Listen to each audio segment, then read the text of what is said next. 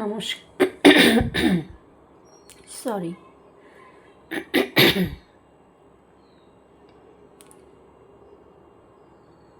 নমস্কার। বিনয় রেসিপি সকল বন্ধুদের অনেক অনেক ভালোবাসা শুভেচ্ছা জানিয়ে আমি দুপুরের খাবারটা রেডি করে নিয়েছি। আজকে দেরি হয়ে গেছে, তার জন্য আজকে আমি বাড়াটা দেখাতে পারলাম না।